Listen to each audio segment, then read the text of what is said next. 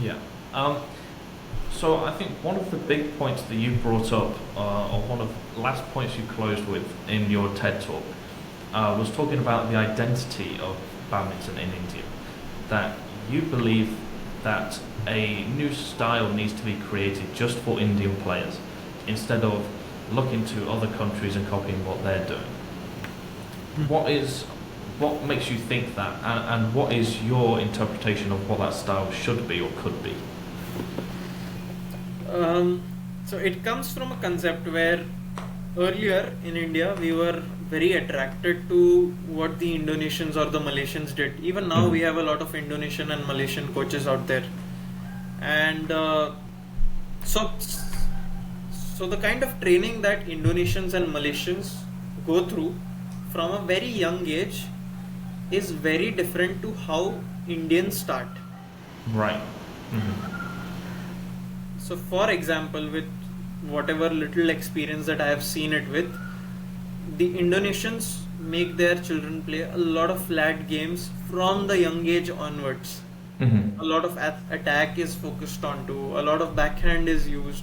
Whereas at the Indian levels, we start from the toss, from the drop, and we make them do all the basic things, focus on the accuracy. Hmm.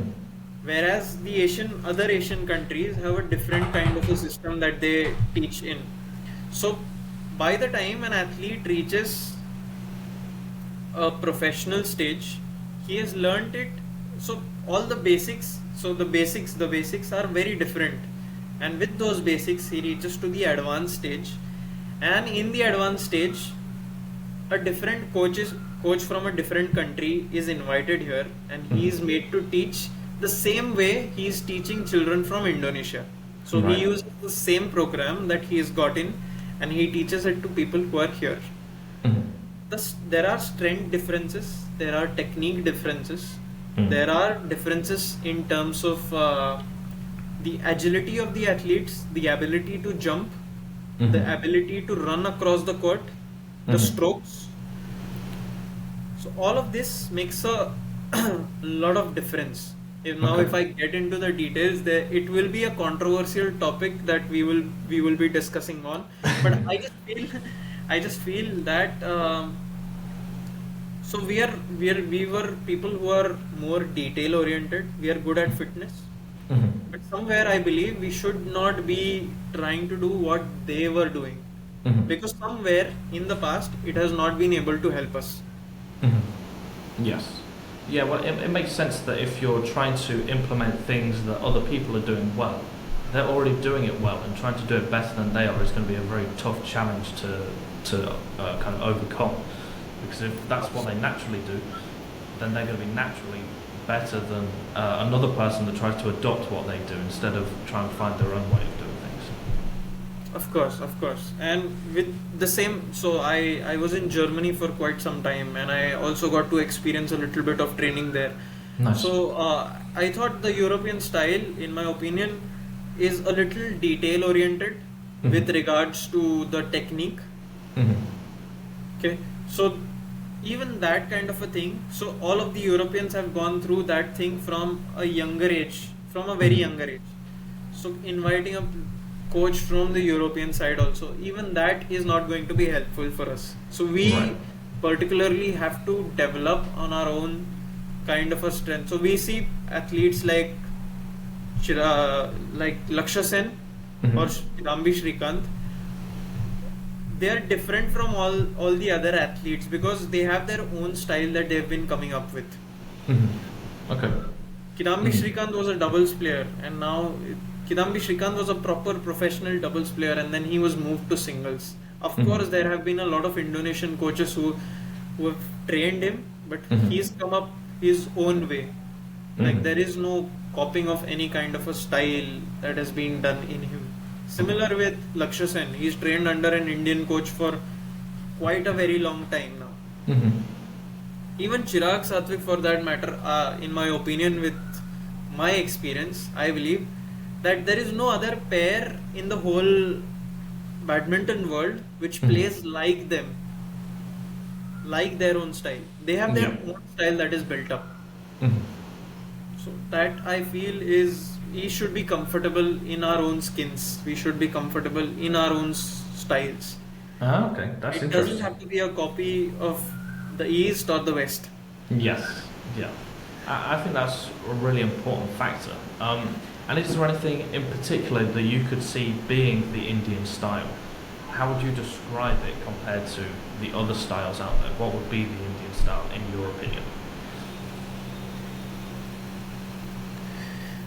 In my opinion, that kind of a style could be a mix of both. Mm-hmm. So since we as Indians are not very tall as compared to the Europeans, and we are not very short as compared to the other Asians, Mm-hmm. strength wise, we lie somewhere in between. Mm-hmm. So all of these things have to be thought over, and similarly, we have to play in such a style wherein we are able to play against the short and the fast ones, and we are able to play with the tall and the people who hit deep strokes as well. Mm-hmm. So a mixture of both these things have to be implemented within us, and we have to learn to tackle those things. So somewhere in between, we have to be able to deal with both these types of circumstances. Mm-hmm. It should not just be one way.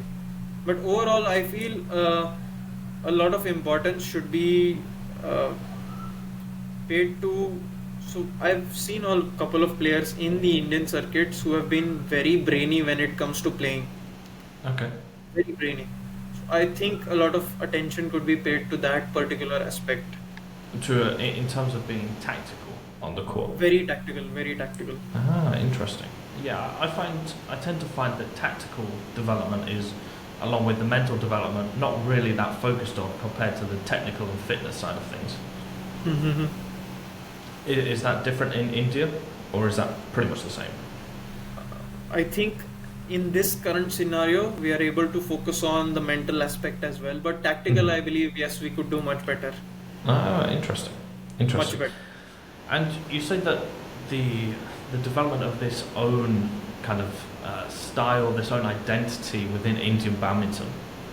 Obviously, at the minute, you have a big international coach, Matthias Bow, as one of the big coaches in India. Yes. So, do you think that's a bit of an issue then with him coaching, or do you think he's bringing lots of positive things? He is bringing a lot of positive things.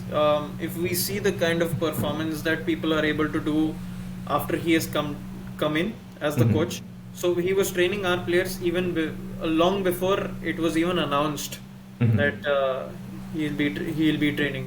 But I believe he's a great coach, and he's been helping a lot of athletes here. Mhm. One other perspective would be that all of these players that he's training, they've already got their own style. So Okay. all of these players were somebody who are already coming up, or who are already accomplished as far as India is concerned. Mhm. So taking them to the next level, I believe, yes, it's his job. It's somebody like only him could do such kind of things. Yes. Yeah. Well, it gets to a difficult situation at that level of the game when you're into the international space, because Of course, it is. I am, I'm too junior to comment on such a thing. Him, the national coach of our team, but I believe Mhm. he's going. Him or any other coaches who have come in the previous times, all of them have contributed a lot to Mhm. our badminton. Mhm. That's good. That's really good. And yeah, I think it's interesting because there does need to be a blend there, because you can if you bring in international coaches that have really good experiences at that international level, either coaching other players that have done well or they've done well themselves. That experience of success could be really beneficial. But it does need to be, I think, blended with the local identity, local culture, local development of players as well. So I think that is very relevant in terms of, well, the other thing is developing your own coaches, right? You don't always want to be relying on other countries to bring coaches over. You want your own Exactly. coaches. Exactly. But I also feel, again, a perspective, just my point of view.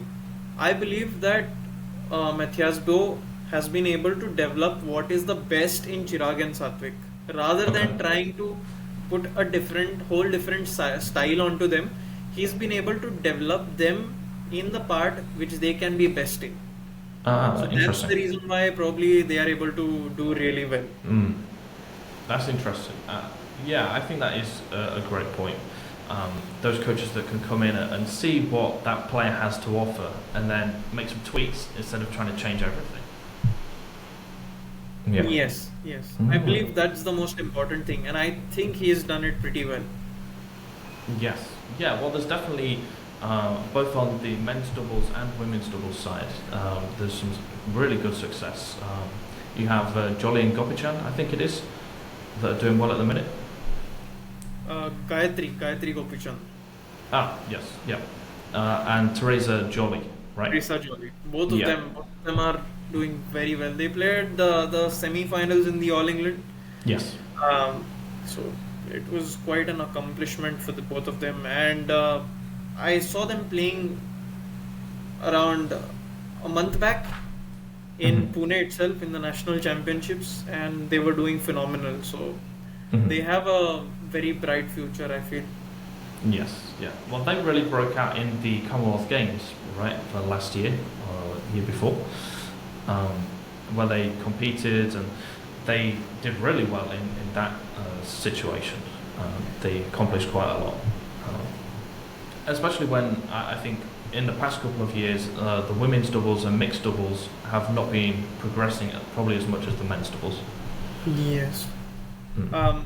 I think they will be a pair that we will be expecting for us to bring a medal from the Olympics, because we see a lot of hope in them. Both of them are very strong. Teresa Jolliffe is playing exceptional. Mhm. Gayatri is also being very stable, and so I was very surprised seeing them training and playing, because they were doing phenomenally well. Mhm. And I wouldn't be surprised if they bring us a medal in the Olympics, because I have firm faith and believe in them. Yes. Yeah, well, I think that should be the standard, right? You've got to hope, you've got to be positive about these things. So I wouldn't blame you for, putting that expectation on them to be competing at the least to try and win those events. So, I same. mhm. And I think that's generally an interesting point because it's something that you brought up in your TEDx that in India it seems like the female side of the game has been much stronger than the male side of the game in India, at least in terms of success at the very top of the game. Um, I think there's probably more male players in the top 100, but probably more female players in the top 20, right? So it's a Yes. really interesting dynamic there. Why do you think it is that the female players have come on so strong?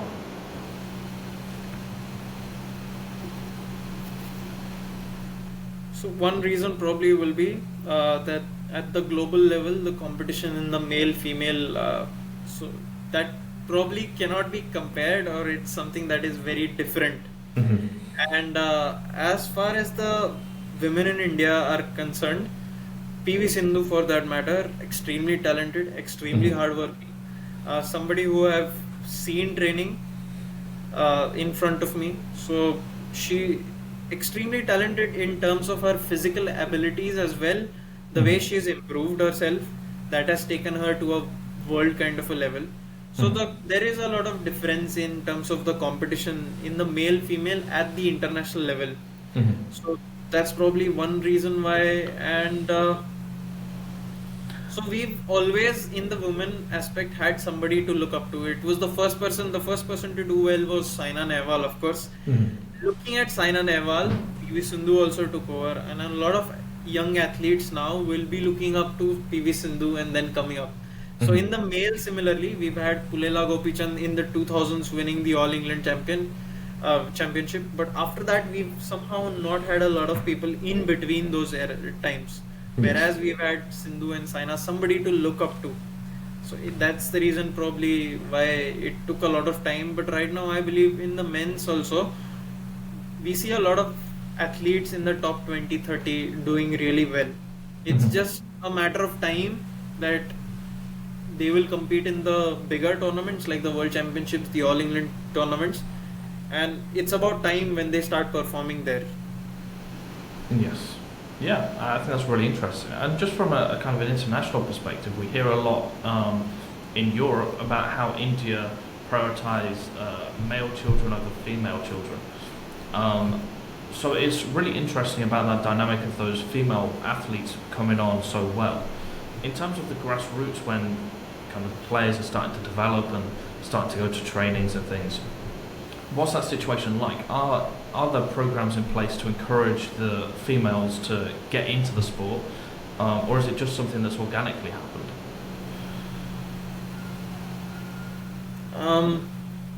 Now the thing that you came up with, that existed relatively about 50 years back. Okay. Not right now. It may exist in some parts of India, but at a very grassroots or a very small level in some rural parts of India. But as of now, what I'm seeing here is, since I've been going out to a lot of junior tournaments as well with my younger sister, what I'm seeing is that the level of competition in the women singles or the women's doubles has gone very relatively higher, and now it is at par with the men.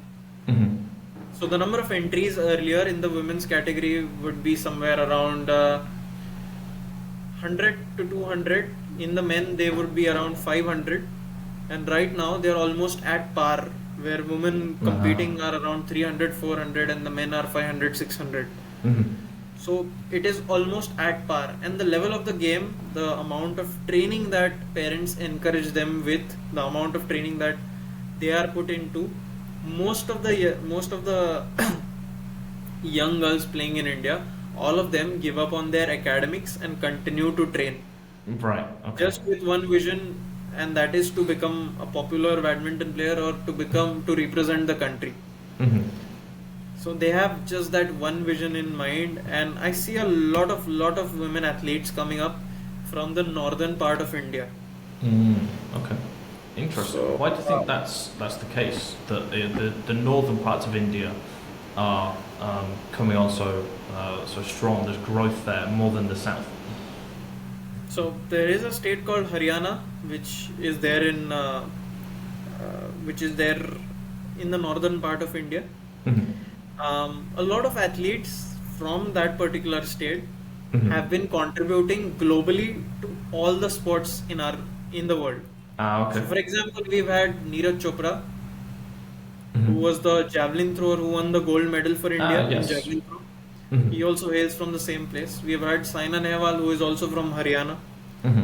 So since a lot of athletes from that particular state started performing, a lot of players living around those areas got motivated, and that's how their parents enrolled them into the sport. Okay. Interesting. So that's good. So there is a place where sport is prioritized, and from that state there are more people siding to badminton instead of some of the other sports that maybe used to be more popular. That's one reason why we need more of regional heroes.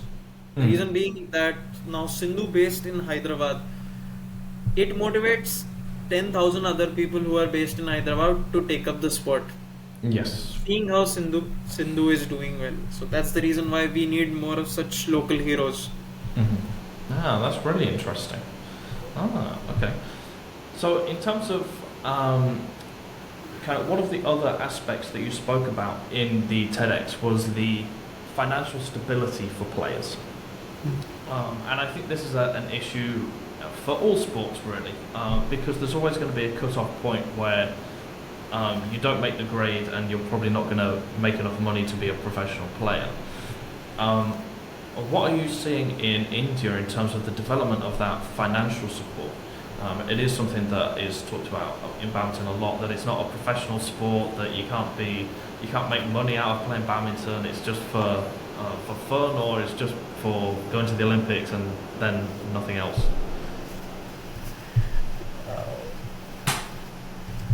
So an athlete starts playing with an objective just to enjoy the sport. No Indian athlete, or no athlete for that matter, starts the sport with a motive of earning money in it. Right. Nobody thinks about the financial aspects and then enrolls himself or herself into the sport.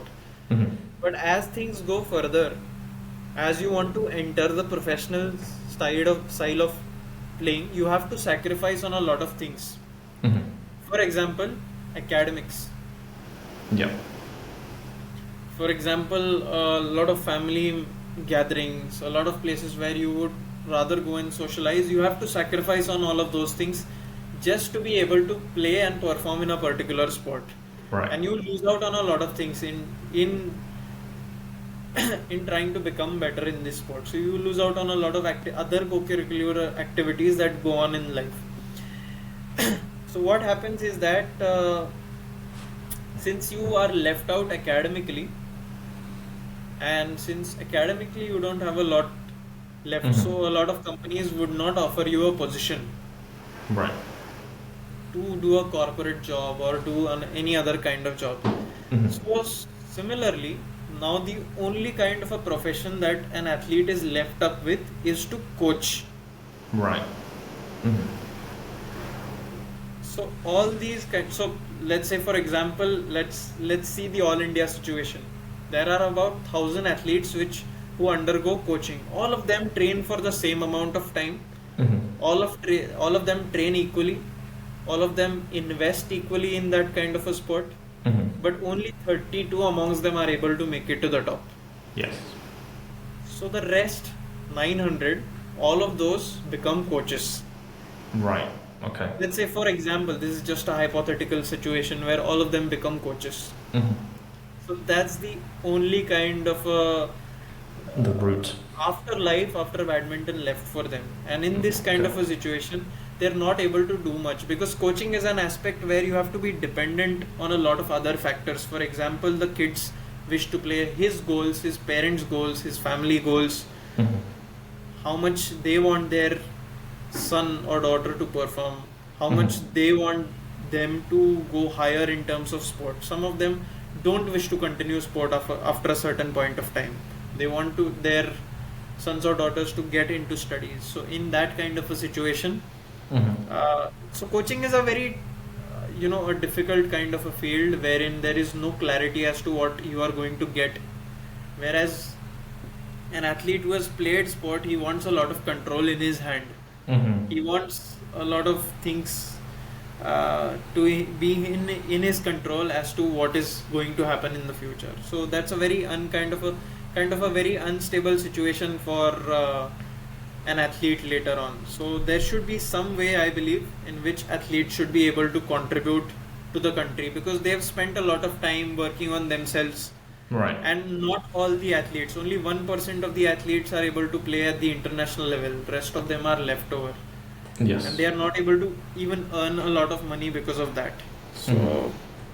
that's the reason why I feel that something should come up for an athlete. I don't know how and what will come up because sponsoring is something that can go on for about 5 tournaments, can go on for about 10 tournaments, can go on for about 2 years, 3 years. Mhm. But you cannot sponsor somebody for his whole lifetime. Yeah. Mhm. So they have to be made self-sufficient in some or the other way. Mhm.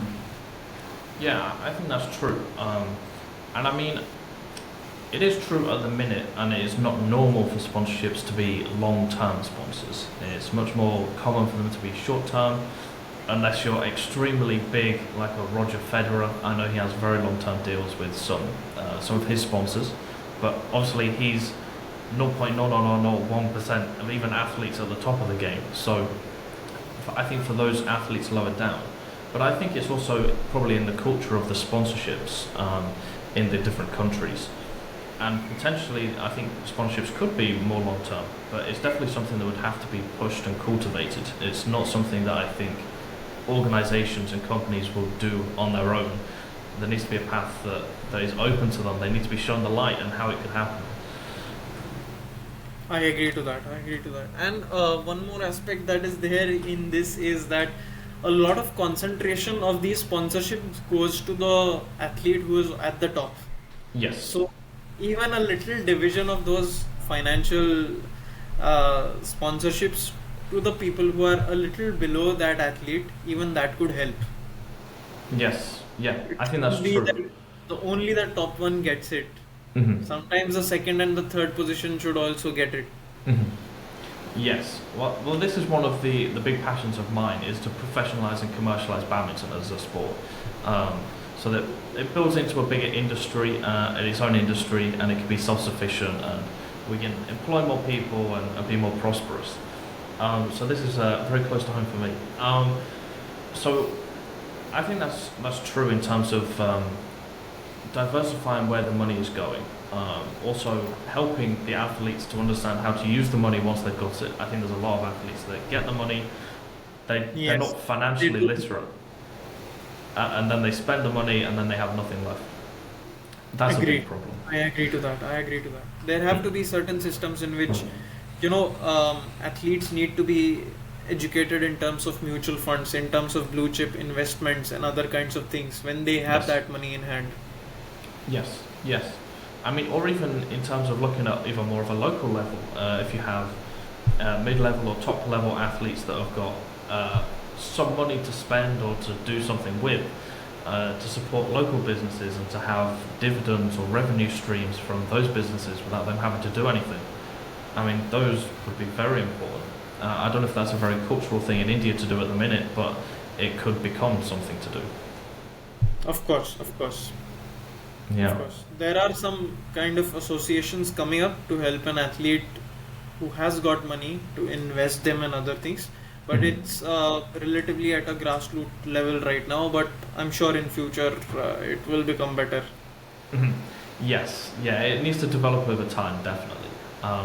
But I definitely agree with you in terms of it's very difficult with sponsors because they generally want to work with people that are already successful. So then finding the sponsors to help you become successful is very difficult. Correct, Yeah. correct. I'm coming up with a project very soon, in about a week's time. It Nice. will be there on my social media, wherein a lot of fans across the world can engage with athletes. Oh, nice. There will be something like an Instagram coming up specifically only for athletes, Okay. Nice. and to watch their lifestyle, to see how they are doing, to see all of them. There will be a Mhm. subscription model that will be involved. So Oh, nice. uh, stay tuned for that. It will be coming up soon on all my social media platforms. That sounds good. If you let us know, then we'll try and promote that with you in the videos that we put out with you. So let us know, give us the links, and we'll include it for you. For Um, sure. yeah, so I think that's really good. And for people like yourselves that are involved in the sport to be coming up with solutions, I think that's amazing. So really well done with that. Thank you. Um, and in terms of your own relationship or your own progression with sponsors, how's that been? What's your experience been with trying to work with sponsors and trying to get funding? So, about 8 months back, I started a campaign wherein I was looking for sponsors, Mhm. and you will be very glad to know within a span of 2 days, I had all the money that I required to play 4 to 5 tournaments all across the country. That's really good. The way that I had to do it probably was not what I ever thought of. I had to do a crowdfunding sort of a thing, Yes. which I do not encourage athletes to do. Yeah. But then I had to do that. It was only the first time that I tried it, and I had to do such kind of a thing. Mhm. But there are a lot of like-minded people who want to sponsor, who do not have a complete kind of an amount to sponsor, but who are very keen with sports and who would like to give whatever kind of help they have. So a Yes. lot of people who I came across, they said that whenever you're playing a tournament in, let's say for example, UK, I will take care of you. Whatever your travel and everything is, you can Mhm. stay at my house and we'll take care of you. A lot of Indians who are based in Europe, a lot of them told me that you can come stay at our place and everything will be looked after. So I believe that is one of the best kinds of messages that I received, and I was happy reading that kind of a support that I have all across the globe. So I think there are a lot of people. It's just about finding the right platform where all the like-minded people come across to support a particular athlete. Mhm. Yeah. Well, congratulations for that, because it is a very tough thing to try and do, is to find the funding to go and actually play. So, congratulations on that. Thank you so much. Yeah, and I think that's amazing in terms of the Indian community seems to be so close and so tightly knit across the globe. Yes. I think the Indian diaspora are probably one of the biggest groups throughout the globe. So it's amazing that you have that support wherever you go. Yes, yes, yes. I have very fond memories of with Indians all across the country, wherever I go. So I went to a place called Recklinghausen, where in Germany I was playing for a team called BC Recklinghausen. Hmm. The first day itself, I was not finding food, and I said that God, please show me a place where I could get some Indian food. It was 10:30 in the night, and I heard somebody speaking in Hindi around. Ah, And uh, to my surprise, I saw a pizzeria where Indian people were cooking. nice, For the next 90 days, they cooked Indian food for me, and they nice. did not charge me even a rupee. They did not charge me even a single euro That's amazing. after knowing what I had come for. So, the kind of warmth that Indian people gave me all across the globe, for that matter, even Europeans, I've Hmm. had the best of friends, the closest of friends all across the globe, and I believe it is because of the sport that the kind of friends that I build across Hmm. all across the globe, all of them have been very kind, and I think sports is something that unites all of us together. Yes. Hmm. Yeah, I So, think it's probably even extends beyond that. I think there are certain cultures where if someone has a dream and they're really trying to get it, then everyone tries to pull them down. They don't want to see them succeed because they're not succeeding. And then you have cultures where if you see someone trying to strive to do something, then you want to uplift them, you want to support them, you want to see them succeed. So it's great to hear that in the Indian community, it seems like they're really wanting to see you succeed and they're trying to support you to do that. very correct. I At least that is what I have felt everywhere I've gone. Hmm. Yeah, that's amazing. That's really great. And just in terms of, 'cause I think that plays into the nationalism that I think Indians feel towards the country and their compatriots.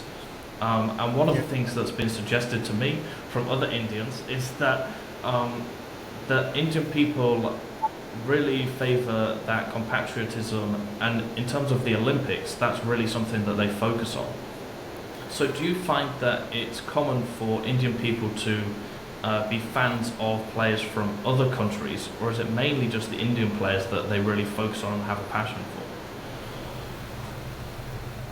So we have a population of about 1.3 billion, Yeah. and in that, uh, it's only 0.9% people who are playing the international tournaments or who are representing India at the Mhm. international levels. Mhm. So if you are in India and if you are playing at the international levels, it is a big thing. You're almost a celebrity if you're representing India and Mhm.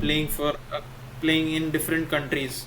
Mhm. Um, we do look up to a lot of athletes who come up from the other places, but we are really fans of our own athletes itself in all sports. In all sports. Mhm. I think that's So really, really interesting, and maybe to diverge slightly from what we've been talking about, but maybe that's a great route for you to develop revenue. Um, because if the Indian fan base really love the Indian players and don't know that much about the foreign players, maybe that's a situation or a place where you could fulfill and help the international players to become known by the Indian fans. of course, it's again about building a platform where athletes could be brought up. A lot of athletes in India come up from the rural areas, so Ah, okay. which is why they lack in certain kind of things, like for example communications. Now, Yes. not every athlete will be able to sit and communicate with you in English or in any other language, because they probably might not be that open to communicate. Right. A lot of athletes in India come from a very, very, very small place. They come Hmm. from uh, very remote areas. So, which is Hmm. why it becomes very difficult for those athletes, even performing at a higher level, to be able to converse. Okay. Which is why they are not able to come to that kind of a platform where they can address an audience. Probably Okay. that's the reason why I could speak on TEDx. A lot of players who, or a lot of friends who are playing at the top levels, but they have Mhm. not been able to go to that platform. Probably that's the reason why they couldn't, because of the communication issue. Ah, that's really interesting. Yeah, definitely a competitive advantage that you have over everyone else. Yes. Yeah, I think that's great, and I think it's so interesting that the sport is growing so much in India. I think that's wonderful, and it's great to see the passion they have for their own players. I think it's wonderful. Um, and just in terms of, so one of the big questions that I have is, what is the structure like for badminton in India?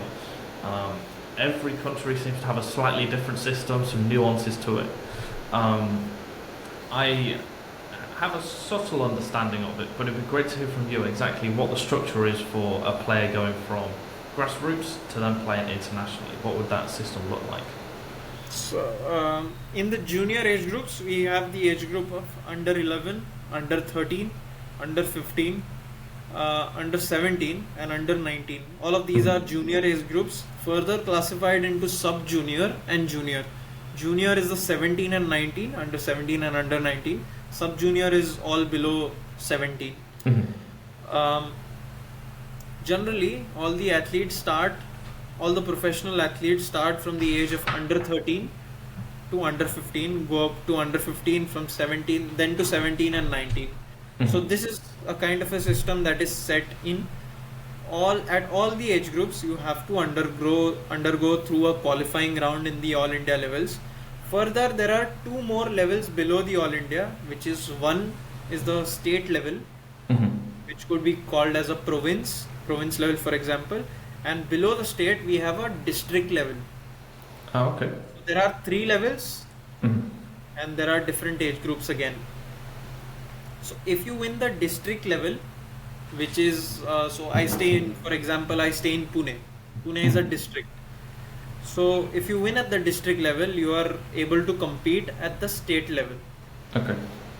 So, and then further on, state is again divided into different states. So we have around 29 states in India. So divided in 29 states. Again, all these 29 states have their own internal tournament. Mhm. And if you win that, you go to the nationals, Okay. Mhm. which is the highest form of the level that takes Yes. place in India, which is the national level. And then from the national level, if you are able to qualify, then you go towards the international. So before actually going to the internationals, you have already played against a lot of players. Mhm. It's not at all easy to compete here, not at all easy. To even play at the lowest levels here in the district, it is very honorable to win if you're able to win in the district level, because the kind Okay. of competition that you have here in this place, especially in cities like Pune, Mumbai, Bangalore, Hyderabad, Mhm. all of these cities are very crowded and they have a lot of competition. Mhm. Not very easy to win at such places. Yes. Yeah. Okay, that's really good. So you've managed to come through one of those really tough places. Yes. Ah, congratulations. It's Thank you so much. a good feat. In kind of in Europe, it's slightly different because we don't really. Well, I guess we do have hotspots of where players come up, and it's better to come there. But because our countries are so small, it's so easy to travel to different places to play in different tournaments. I Of imagine course. that's quite difficult in India, being such a big country. Yes. Yes, yes. It takes a lot of time to travel, and then, for example, if you have traveled long for about a span of 12 hours, Mhm. and then there you lose in the first round. Yes. So, that's the kind of thing an Indian athlete has to go through. So you're traveling for lots of time, and then probably you don't play a particular match there really well, or you're not able to rest well in that kind of a journey. Mhm. But an athlete has to go and grow through all of this. Mhm. This is what I've been seeing from my Yes. childhood. Mm. Yes. And so is the big focus in tournaments then, not in kind of leagues and club competitions? Yeah, so this is something positive that I find about Europe is that there are league games happening almost every Saturday, Sunday. Whereas Mhm. in India, you will be having small kind of tournaments, but leagues here are not going at that uh, intensity as to how Europe is doing it. Okay. And I really appreciate that about Europe. A lot of junior athletes get a lot of exposure to play against the seniors, and they get a lot of experience playing these league games in, for example, Germany, because Mhm. I've played there. So I think that is something that has to be inculcated within us, and Mhm. that's something that we could adopt. Mhm. And that's really interesting.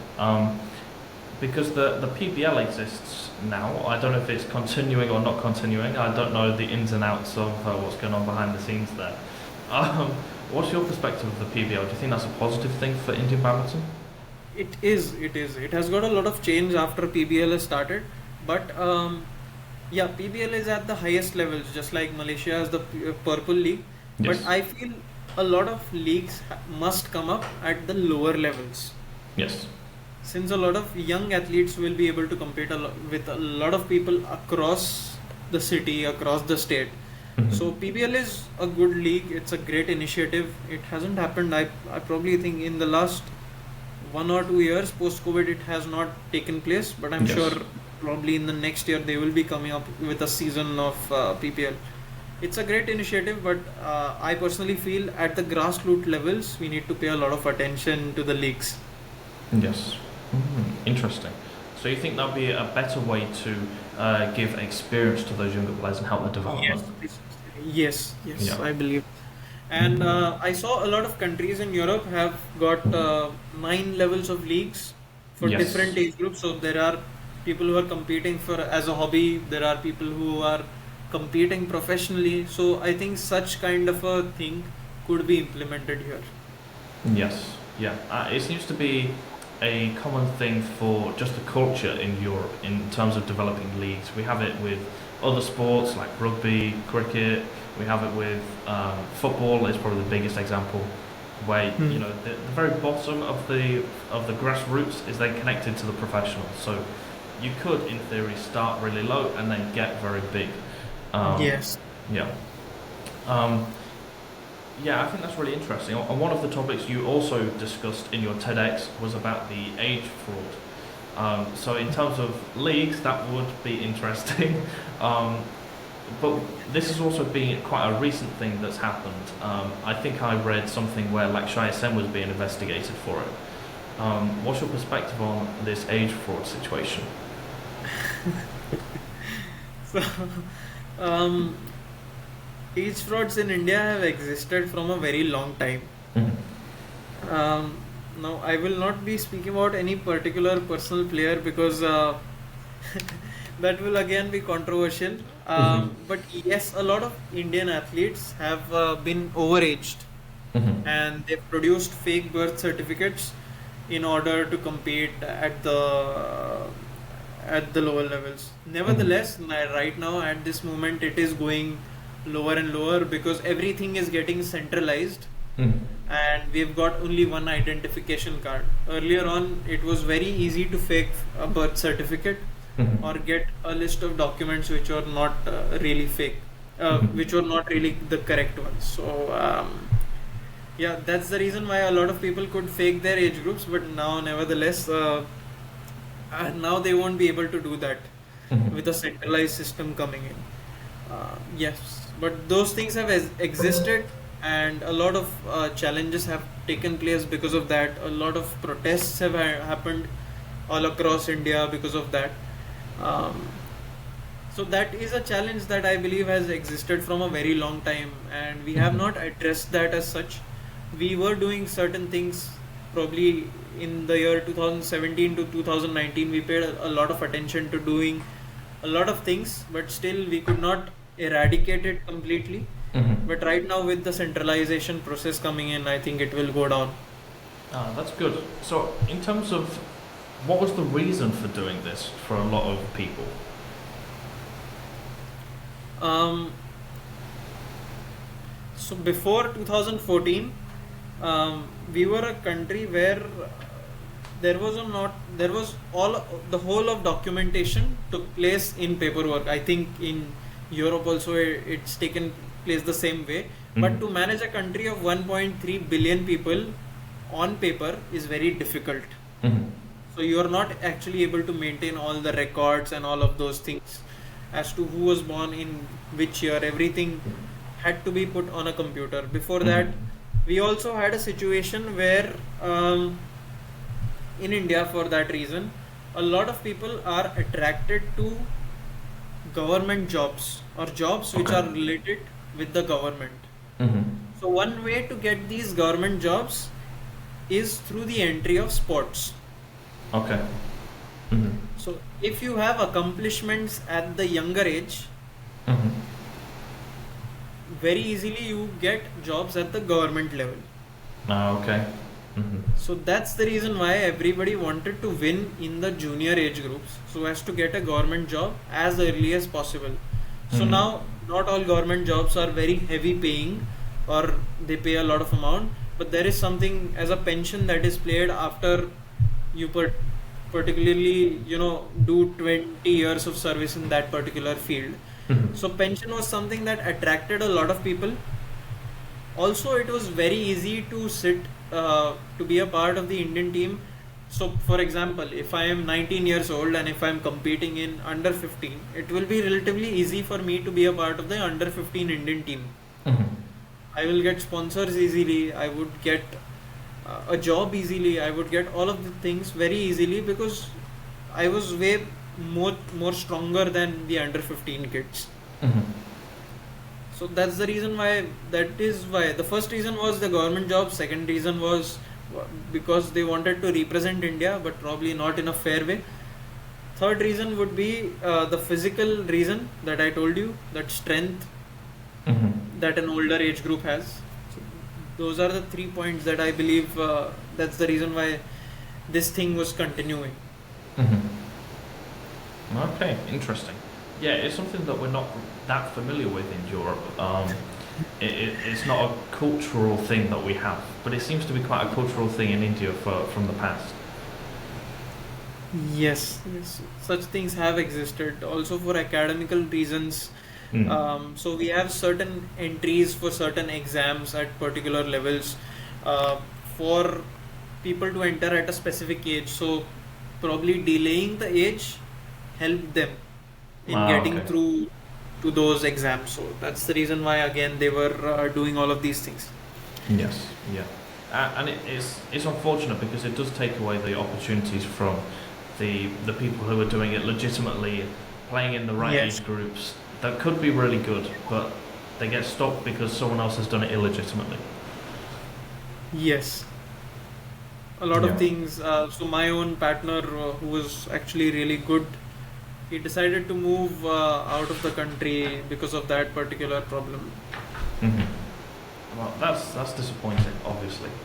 Um, we never want to be seeing players having to move or change their plans because these things are happening.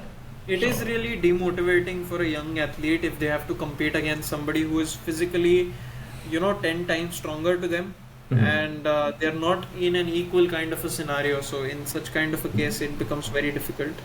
Yes.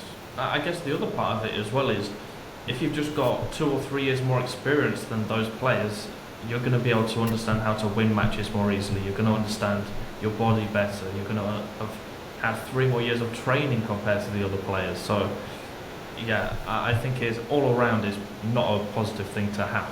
So hopefully that does stop in the coming years and is reduced. Yes, yes. I think it will go down with the other kinds of process that we have right now going on for the common identification card that is going to come in. Hmm. Yeah. Well, that's a really positive development. Um, so hopefully we can see that come through. So in terms for you as a player, what are the kind of next steps that you're looking at in your career? Um, Professionally, like I told you, I am also aspiring to join the Indian Armed Forces. Mhm. So I'm looking forward to join the Indian Armed Forces as of now because like I told you before, for an athlete also stability is important in terms of finances. Yes. So just continuing to play as an athlete, that is certainly not going to bring in stability. So I will be joining the Indian Armed Forces. I'm preparing for the same. I'm going through a national level exam for Okay. joining the armed forces. Along with that, I also continue training. So I will be Mm-hmm. training for playing all the international tournaments as well and the national tournaments as well. So Mm-hmm. going through both the training sessions, all of those things are going on. And in the future, so this year is the Olympic qualification level. So there will be a lot of competition all across the globe for playing the international tournaments. And Yes. since I am not looking forward to the qualification to the Olympics this time, so I will be selecting tournaments where I wouldn't be facing a lot of people. Otherwise, I will be playing against the top 20, top 30 players who are looking forward to qualify in the Olympics, and that's going to be very difficult Yes. competing against all of them. So my Mm-hmm. aim probably would be to aim for the smaller tournaments right now, go in for winning the smaller tournaments and trying to make it to the top 50 in the world. Mm-hmm. Ah, okay. That's really good. I think that's a great goal to have, and it'd be great to see that come to fruition. Um, in terms of your vision for your career and badminton in general for India, what would be your vision for the next 5 years or 10 years? My vision or vision for the sport whole as in India. So, but so what your vision for your own career, but also for badminton in general in India? So I have a dream of playing the world championships. Mm-hmm. I also aim to play the All England Championships. Both of these things are my personal milestones that I want to achieve. Mm-hmm. So in the next 5 years, I will be looking forward to that. But a very important aspect that I will also want to work on is that I want to contribute to the para badminton Mm-hmm. that is there in our country. So I've been working on that. I've been helping para badminton athletes in our country, but I want to contribute to them in certain kind of a way. So, like I Mm-hmm. said, giving back to the sport, that would probably be my way of looking into it. I would, in the next 5 years, I would also want to start probably my own academy or my own training Nice. center, wherein I would like to train the kids, and it will be a double specific academy. So I will be looking forward to training a lot of athletes in the doubles aspect. That's really interesting. I think that's something that's really lacking, to be honest. So it's great to hear you say that. There seem to be lots of academies coming up for singles players, but not so much for doubles players. So it's great to hear you focus on that.